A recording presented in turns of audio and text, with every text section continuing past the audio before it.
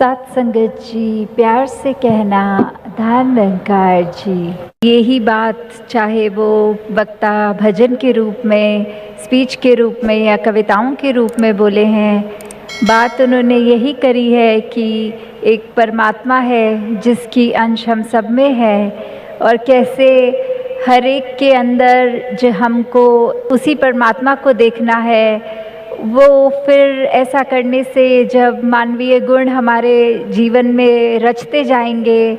हमें किसी से फिर किसी प्रकार की शिकायत नहीं रहेगी, किसी के लिए मन में नफ़रत नहीं रहेगी, क्योंकि संतों ने तो युगों युगों से यही पैगाम दिया है कि हम अपने आप की पहचान कर लें, इस परमात्मा की पहचान कर लें। कैसे हम जब ये जान जाएंगे कि यही है और रहता है और आगे भी रहेगा, कैसे हम ये जब पहचान लें कि हम हर एक प्राणी में, पूरे ब्रह्मांड के रेशे रेशे में ये परमात्मा है, निरंकार है, तो कैसे जीवन हमारा बहुत ही सरल हो जाएगा। कैसे फिर हम ये देखेंगे कि ये दुनिया जो है ये वाकई ही स्वर्ग का नक्शा बन गई है। कैसे हर एक चीज़ में हमारी आदत बन जाएगी खूबसूरती को ही देखना, अवगुणों को छोड़ देना, क्योंकि संसार की हालत से तो हर कोई परिचित है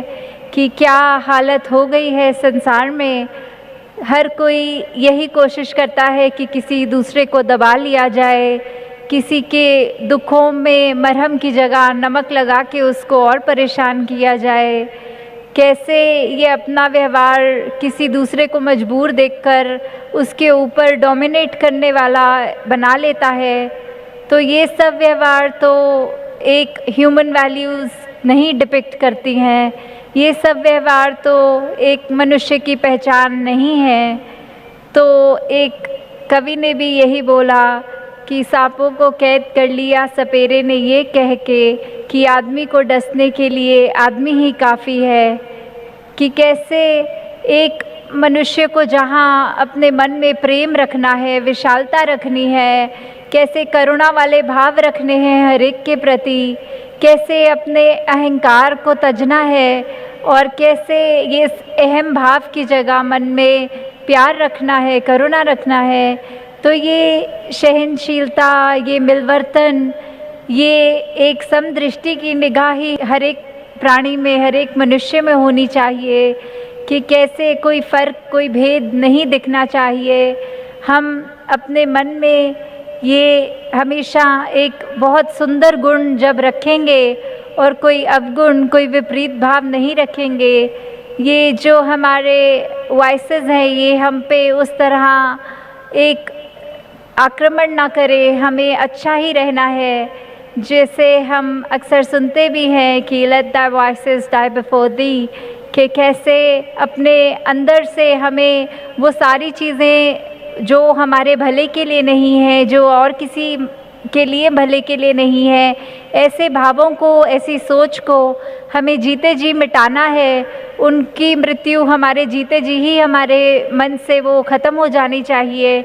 नहीं तो ये जो जीवन है ये अगर ख़त्म हो गया तो ना हम अपना असली मकसद, ये मनुष्य जूनी जो इतनी एक प्रेशियस है, ये इतनी अनमोल है, उसमें आने के बाद भी इसको व्यर्थ ही गवा रहे हैं। इस जीवन में हम भक्ति अपनी ला नहीं सके, ये प्रभु परमात्मा की पहचान नहीं कर सके, तो ये ज़िंदगी भी फिर वो मिट्टी के समान हमने कर दी कि इतनी अनमोलक मिली थी और उसकी हमने कदर नहीं करी और बिना कदर हमने इसको वो दर्जा नहीं दिया, उसको इतनी कीमती चीज़ मिलने पर भी उसका मोल नहीं डाला।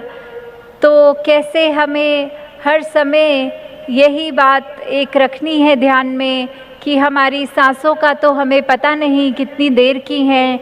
ये परमात्मा ने जब चाहा वो हमारी सांस अंदर तो है पर फिर वो बाहर नहीं आएगी, उसी पल ये आत्मा इस शरीर से निकल जाएगी। तो फिर जिस तरह वो उदाहरण भी है कि कैसे जब बच्चे एग्ज़ाम्स देते हैं तो एक टाइम बाउंड होता है उनके पास कि 2 घंटे या 3 घंटे की परीक्षा है, और 3 घंटे के बाद या तो खुद ही पेपर सबमिट कर देते हैं अपना बच्चे, पर अगर कोई कुछ लिख रहा होता है और समय समाप्त हो जाता है तो फिर वो इन्विजिलेटर को पेपर खींचना ही पड़ता है वो स्टूडेंट के हाथ से। तो कहीं वो हाल हमारा ना हो जाए कि हम तो ऐसे गफलत की नींद में सोए रहें। ये बार बार हमारे कानों में आवाज़ भी पड़ रही है कि अपनी पहचान कर लो, इस परमात्मा को जान लो, फिर भी हम अगर आलसी करते रहे या वो समय की कदर ना करें तो फिर वैसे ही सांसों की जब लड़ी हमसे छिनेगी तो फिर हम पछतावा भी नहीं कर पाएंगे, क्योंकि वो समय तो बीत गया है। तो कैसे ये मनुष्य को बार बार भी, अगर सदियों से युगों से संतों ने यही संदेशा दिया है कि इस समय की संभाल कर लो, फिर भी मनुष्य वो मैसेज सुनता है और अनसुना कर देता है, या कभी ऐसे सोच लेता है कि अभी तो हमारे जीवन में बाल अवस्था है, युवा अवस्था है, ये भक्ति का मार्ग तो हम बुढ़ापे में अपना लेंगे, पर किसी को क्या पता कि श्वास कितने हैं। तो फिर जितनी भी जिंदगानी दातार ने हर एक को बख्शी है, हमें उसी समय के रहते रहते इस परमात्मा की पहचान करनी है। कैसे एक उदाहरण के तौर पे अगर ये देखा गया है कि केले का छिलका है, उस पे पैर अगर रखो तो फिसल जाओगे, तो इसका मतलब हमें ये तो बोध हो गया कि ऐसा करना हमें है, उससे नुकसान हो जाएगा। पर फिर भी हम अगर ये समझे कि अब रास्ते में केले का छिलका है तो हमारी मजबूरी है, हमने उसके ऊपर पैर रखना ही रखना है, तो ये तो हमारी नादानी है, ये हमारी नासमझी है। ऐसे ही नासमझी के भाव को हमने दूर करना है अपनी ज़िंदगी से। कैसे वो हम जब ये बात समझ जाएंगे, हमारा जीवन खुद ब खुद ये भक्ति के मार्ग पे पहुंच जाएगा, उसके ऊपर हम चलने लगेंगे। फिर ये समझ आ जाएगा कि हमारे परिवार, हमारे कामकाज, ये तो सिर्फ़ एक गुजरान के लिए इस मालिक ने हमें दिए हैं, तो इसको हम उतनी वैल्यू ना दें जितना एक स्पिरिचुअल लाइफ को अपनी वैल्यू दें। अपने अंदर से एक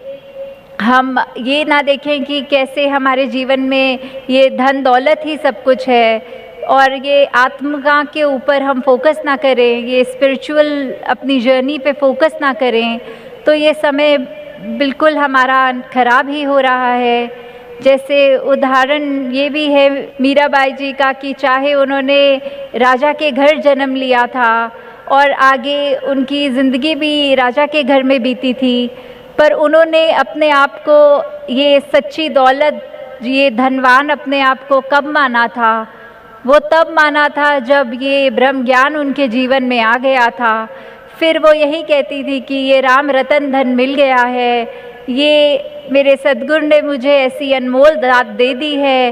तो ये सद्गुरु ने अपना लिया है, ये मेरे को ब्रह्म ज्ञान मिल गया है। तब उन्होंने अपने आप को ऐसा अनमोल दात के साथ अपने आप को अमीर समझा। वैसे दुनियावी तो धन दौलत उनके पास भी थी, पर उन्होंने उस समय से लेकर कभी जीवन में ये नहीं माना था कि मैं अमीर हूँ। बस वो दात जब हाथ आई जो उनके मालिक से उन्हें मिली, तो उनको यही लगा। तो कैसे ये बात हम भी अपने अंदर बांट लें कि दुनिया में बहुत सुख है, बहुत माया है, फिर भी वो किसी काम की नहीं अगर हमने अपने अंदर वो दीप नहीं जगाया, हमारा मन रोशन नहीं हुआ। तो कैसे हम अपने जीवन में ये नाम धन अगर लेते हैं तो ही हम शाहों के शाह होते हैं, तो ही सच्ची अमीरी हमारे हिस्से आती है। जैसे संसार में तो बहुत चीज़ों के मैसेजेस हमें मिलते रहते हैं, हमें ये देखना है कि उसमें से हमने कौन से मैसेज पे ध्यान देनी है, क्योंकि हमारी आँख ज़रूरी नहीं है कि हर एक चीज़ जिस पर पड़ रही है उस पे हमें ध्यान देना है। हमें बहुत ही सिलेक्टिव होना है कि क्या संदेश हमारे काम का है उस संदेश को उठाएं, क्या हमारे काम का नहीं है उसको छोड़ दें। तो जैसे ये उदाहरण कि टीवी पे अनेकों चैनल आते हैं, रेडियो पे अलग चैनल आते हैं, हर एक पे अलग ही संदेश होता है, किसी पे कुछ संगीत आता है तो किसी पे न्यूज़ आती है, किसी पे कुछ आता है, स्पोर्ट्स आते हैं। तो फिर वो फ्रीक्वेंसी पे हर एक अपनी बात अलग कर रहा है। तो ये डिसीजन हमारा है, ये रिमोट कंट्रोल लेके हम कौन सा चैनल लगा रहे हैं वो हम देखें कि हमारे फ़ायदे की बात हो, जिसमें उसी पे हम ध्यान दें। और दूसरे ने अगर कुछ गलत भी कह दिया है या ऐसा संदेश भी कानों तक पहुंचा है जो हित का नहीं है, अहित का है, तो उस संदेश को वहीं छोड़कर सिर्फ फोकस अपना ऐसे करें कि सही चीज़ को ही पकड़ें और दूसरे पे तवज्जो ना दें। तो दासी अंत में यही कामना करेगी, संत जो भी ये बात कहे, जो भी सच्चाई के साथ हमें जोड़ रहे हैं सत्संग में, वो बात हम अपने जीवन में लागू कर लें। हमेशा इस सेवा के प्रति हमारा जज्बा बढ़ता रहे, सुमिरन के प्रति ये दिल रंग में रंगा रहे, और सत्संग में भी जब हम आए तो ये हीरे चुनने आए, ये जो भी अच्छी हमें गुण यहाँ सत्संग से मिलते हैं उनको हम अपना पाएँ। तो दासी और अधिक समय नहीं लेगी, इन्हीं शब्दों से आपके चरणों में ये अरदास, ये दातार से अरदास की हर एक के हिस्से में ये भक्ति भरा जीवन रहे। और चाहे दुख तकलीफ़ें तो उस तरह ज़िंदगी है तो रहती ही है, वो उतार चढ़ाव उस समय असर नहीं करते जब ये ब्रह्म ज्ञान के बाद आनंद की अवस्था आ जाती है। तो अगर हमारे जीवन में वो आनंद की अवस्था है तो फिर हमें कभी ये कंप्लेन हो ही नहीं सकती कि हमारी स्थिति ठीक नहीं है। तो दातार सभी के जीवन में ये आनंद का रंग डाल दे, ये ब्लिस की अवस्था डाल दे। परमपिता परमात्मा निरंकार ये घट घट पे जो बसा है, अभी शब्द भी जैसे आया कि हर एक में हमने क्या देखना है कि ये निरंकार की जो अंश है, ये आत्मा हमारे अंदर है और हमारे जीवन का लक्ष्य है अपनी आत्मा को परमात्मा से मिलाने का। तो जहाँ कि हर एक को जब हम हर एक के अंदर वो नूर देखेंगे, ये निरंकार का ही अंश देखेंगे, तो फिर ही प्यार होगा। नहीं तो वो पॉसिबल नहीं हो पाता कि अगर हम जैसे यहाँ बैठे हैं, किसी का नाम तक भी नहीं जानते, या कोई और अभी कोई दूसरे देश में कोई बैठा होगा जिसको कभी ना मिले हैं ना मिलेंगे, तो कैसे पूरी सृष्टि से ही हम उस तरह प्यार कर सकें। तो वो केवल तभी हो सकता है जब हम ये रचनहार, ये परमात्मा निरंकार से ही प्यार करें। तो अपने आप वो हमारी आँखों के आगे ज्ञान उजाला जब हो जाता है तो सब कोई एक समान दिखता है, फिर वही प्यार आता है। और ये संतों ने भी युगों युगों से ऐसे ही बताया है कि अगर हम जी रहे हैं तो हमें नफ़रत नहीं करनी, प्यार करना है। और वो प्यार जैसे कबीर जी ने भी कहा है कि 2.5 अक्षर प्रेम के, तो वही बात कि हम अपने सिर्फ आप से तो पहले करें, उससे पहले इस निरंकार प्रभु परमात्मा को देखकर हर एक से वही प्यार एक्सटेंड करें, तभी हर चीज़ और प्यारी लगती है। कि अगर हम कुछ किसी से मिल रहे हैं और वो बिल्कुल एक अजनबी है, तो भी उसके लिए मन में पहली फीलिंग ही वो प्यार की आएगी, क्योंकि ये जो परमात्मा ने दिल बनाया है उसको आइडियली सिर्फ प्यार करने के लिए ही बनाया है। और जब वो प्यार दूसरी फीलिंग्स, नेगेटिविटीज़ में अगर हम ज़्यादा अपना रुझाव रखेंगे तो मन में पहले किसी को देखते ही वो चेहरे पे मुस्कुराहट की बजाय वो एक शिकन आता है। तो इसी में हमें ये देखना है कि किस तरह हम अपने आप में वो तब्दीली लाएं, ये ज्ञान प्राप्त करके एक वो अपने मन में ठहराव लाएं, ये प्यार और बढ़ाएं अपने दिल में, कि हर एक में ही फिर ये निरंकार का, खुदा का अंश जब दिखे तो हर एक से ही उस तरह प्यार हो जाए। हाँ जी। अन के घट घट अंदर सबना दा सत्कार करन। तो फिर ये भाव प्यार के बाद आता है सत्कार का। जब हर एक में खुदा को देखा तो उसमें सत्कार कैसे करेंगे एक दूसरे का, जब हम जजमेंटल नहीं होंगे, किसी के बारे में उनको देखकर कि वो इस तरह के व्यक्ति हैं या इस तरह उनका एक आचरण है, तो वो अपना हमें अनुमान नहीं लगाना, अपने अनुमान के अनुसार अपने दिमाग में नहीं बिठाना कि ये ठीक इंसान है या ये गलत इंसान है। जब वो जिस दिन जजमेंट्स ख़त्म हो जाती हैं तो मन में फिर वो सत्कार की भावना एक आती है हर एक के प्रति कि किस तरह हर कोई ये सत्कार का पात्र है, क्योंकि इतनी बड़ी दात ये निरंकार परमात्मा जिसके भी हिस्से में है और बाकी भी जो अभी अपरिचित हैं उस ब्रह्म ज्ञान से, तो हर एक में जब वो देखेंगे तो मन सिर्फ वो प्यार करेगा, सत्कार करेगा। और फिर हम हर एक को वो बेनिफिट ऑफ डाउट की जो बात आती है कि अगर किसी ने कुछ हमें गलत भी कर दिया, कोई किसी का कर्म हमें दुख पहुंचाता है, तो अपने उस व्यक्ति से गुस्सा ना करके सिर्फ एक ही भाव मन में अपने आप आएगा कि उस व्यक्ति की शायद कोई मजबूरी रही होगी, आज उसका हो सकता है दिन अच्छा ना रहा हो, कोई किसी ने कुछ उसको बुरा बोल दिया हो तो इसलिए उसका मन कड़वा हुआ है, इसलिए उसके बोल कड़वे निकले हैं। तो जब तक ये बात नहीं हम दे पाएंगे अगले को बेनिफिट ऑफ डाउट, तब तक हम वो सत्कार, ये प्यार कुछ भी नहीं उस तरह दे सकेंगे, क्योंकि हम अपने आप को तो बहुत जल्दी उस तरह माफ़ कर देते हैं कि चलो ये चीज़ हमसे गलत हो गई, कोई बात नहीं, हम अपने आप को माफ़ कर रहे हैं। पर वही अगर सामने वाला व्यक्ति कुछ अगर गलत करता है तो एकदम से हम उसका एक वो जजमेंट पास करते हैं, हम ये सोच विचार कर लेते हैं कि ये इंसान को तो आज के बाद मुड़कर देखना भी नहीं है। तो हमें इस तरह अपने जीवन में सुधार करना है कि किसी ने अगर कुछ गलत कर भी दिया तो उसके लिए भी मन से यही अरदास करनी है कि दातार कृपा करके ये जो भी कमियां हैं हमारे अंदर, दूसरों के अंदर, वो दूर होती जाएं और ऐसे ही प्यार और सत्कार जग में बढ़ता चला जाए। हाँ जी। गुण गावण नित ऐसे एक दे, ऐसे दादीदार करन।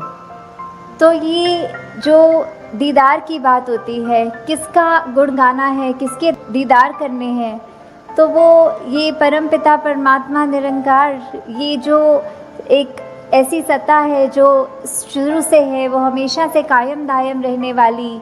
कि कैसे हम जब तक वो एक निरंकार जो इस तरह से देखा जाए, अगर एक व्यक्ति दूसरे को देख रहा है तो उनकी आंखों के बीच में भी वो है, वो अपनी पलकों से भी नज़दीक है, जैसे बोलते हैं शारक से भी नज़दीक। तो इतना करीब होने के बाद जब वो अपनी आंखों से नहीं खुद देखा जाता, वो संतों का संग करने के बाद ही ये दात प्राप्त होती है, जो अपने लिए तो सुखदायी होती भी है और हमारे जीवन में वो ऐसा एक हमारा पल पल बना देती है कि हर पल में सिर्फ ये निरंकार प्रभु परमात्मा का शुक्रिया निकलता है हर समय, और वो भाव कि इसी के ही हमेशा गुणगान करने हैं। फिर बाकी चीज़ें लगता है कि हैं, सबकी इम्पोर्टेंस अपनी है, पर निरंकार से ज़्यादा इम्पोर्टेंट कुछ नहीं, इस परमात्मा से ज़्यादा ज़रूरी कुछ नहीं। हाँ जी। इसे एक दे नाल जोड़ के बेड़ा जग दा पार करन। तो ये बेड़ा जग का, इससे क्या मतलब हो रहा है? इससे सिर्फ यही बात कि हम जब जीवन काल की यात्रा अपनी जी रहे हैं तो उसमें हमें क्या एक ऐसा जो बोलते हैं कि एक परमानेंट चीज़ क्या है, कि जो सबसे मजबूत चीज़ जिसने वो स्थिर है, उसने कभी हमारे उतार चढ़ाव के साथ उतरना चढ़ना नहीं है। जैसे एक तूफ़ान आता है तो हमें बोला जाता है कि कोई ऐसी चीज़ को पकड़ लो, जैसे पेड़ या कुछ जो अपना ज़मीन के अंदर इतनी मजबूती से जिसकी नींव गड़ी हो, ताकि वो हवा फिर हमें उड़ा नहीं सकती। हमने एक ऐसी स्थिर चीज़ को पकड़ लिया है जिसके कारण हम भी, वो हवाएं हमको उड़ा के नहीं ले जा सकती। तो ऐसे ही जीवन में हम अपने जीवन को तब तक अपना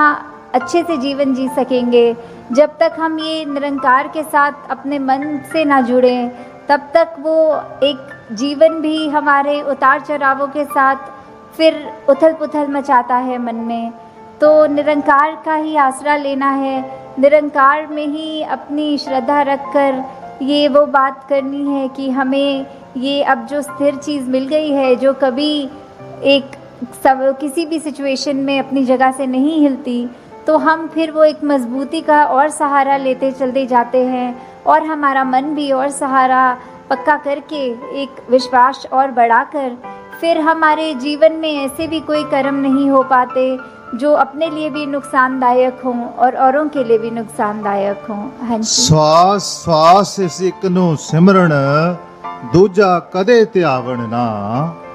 तो फिर जब एक ये लगन लग जाती है निरंकार के साथ, ये अपने इसको हम हर पल अपने जहन में, अपने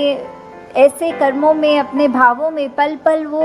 हमें पता भी नहीं लगता कि जिस तरह सांस लेना होता है उसके लिए कोई ख़ास समय अलग से नहीं निकलता, कुछ भी करते हुए हम वो श्वास लेते हैं,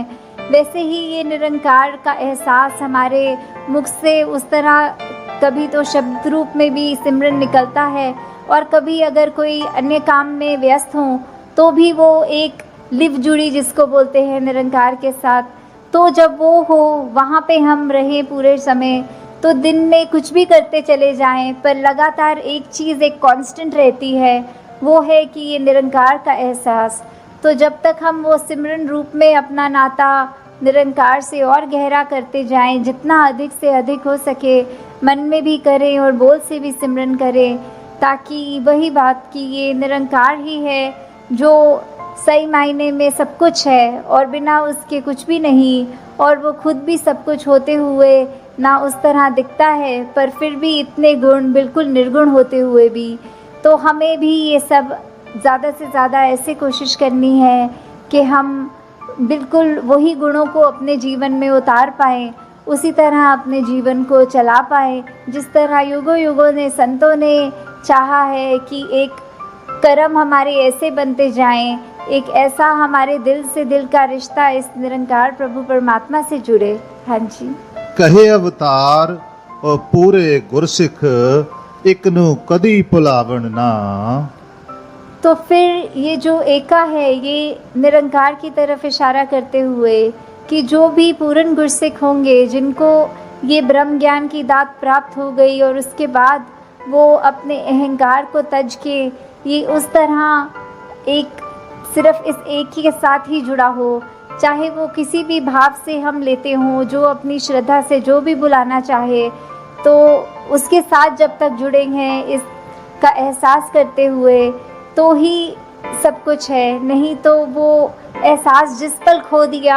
समझो वो जीवन काल वहीं थम गया, या फिर वो भी नहीं पता लगता कि कब वो पतन की ओर एक हमारे सोच विचार बन जाते हैं। तो हमें किस तरह ये अपने अंदर और मेहनत करनी है कि बस ये एक जो है इसी के साथ और जुड़ते चले जाएं, इसी के साथ अपना हर पल इस तरह बिताएं कि जैसे एक मछली होती है जब उसको पानी से बाहर निकाल दिया जाता है तो कैसे तड़पती है, वैसे ही जिस पल हमें इस निरंकार का चेता भूले उसी समय ये तड़प अंदर से अपने आप वो लिव वापस जोड़ दे। तो इस तरह कोशिश करके अपने जीवन को हम एक उस तरह ढालें कि किस में हमें, जहाँ ये निरंकार प्रभु परमात्मा जो अंग संग है, सदा है, कायम है और उसको ना कोई काट सकता है ना उसको कोई गीला कर सकता है, एक ऐसा परमात्मा जो शुरू से था और अंत तक है और उसका कोई अंत ही नहीं है। तो वैसे ही हमें भी उसके साथ जुड़ते हुए अपने जीवन को भी और सुधारना चाहिए। और आज इधर आकर जिस तरह आप सब, चाहे गर्मी का इतना मौसम भी रहा, इतना कंफर्टेबल नहीं था सबके लिए, तो भी इतने घंटे निकाल के आप सब इतनी पेशेंस से आज सत्संग में जो भी अनमोल वचन यहाँ सुनाए जा रहे थे उनको इतनी श्रद्धा से सुनते हुए, उनको अपनाते हुए और बिल्कुल ये सरेंडर्ड रूप में एक अपने आप का ये निरंकार के आगे अपनी अहंकार को तजते सिर्फ एक वो शीश झुकाकर, एक चेहरों पे मुस्कुराहट रखकर, ये जो अंदर और सीखने की भावना कि ये गुरसिख का तो जीवन ही यही है कि हर पल सिर्फ सीखना ही सीखना है। तो उसी भाव से जब एक मर्यादित रूप में सत्संग होती है और सारी वो बातें सबकी सुनी जाती हैं, तो अपना मन जहाँ हमारा और साफ होता जाता है, जीवन में अच्छे गुण आते रहते हैं और उसी तरह हम एक और खूबसूरत ये इंसान बनते हैं। हम खुद भी इस मिशन के साथ जब जुड़े हैं तो ये निरंकारी मिशन का हम एक एक व्यक्ति, हम यहाँ एक एक महापुरुष अपने जीवन को उस तरह सुधार के रखें कि एक समाज में भी अगर कहीं जाएं तो सबके मन में यही लगे कि इस व्यक्ति के जैसे बनना है, इसके पास एक ऐसी दात है जो उसको एक हमेशा बाकियों से अलग दिखाती है। तो इस तरह हमारे कर्म ही जब वो प्रचार का रूप ले लें, हमारी भाषा ही प्रचार का रूप ले ले, हमारे सोच ही प्रचार का रूप ले ले, तो फिर हमारा ये जीवन काल जब तक है और उसके बाद जैसे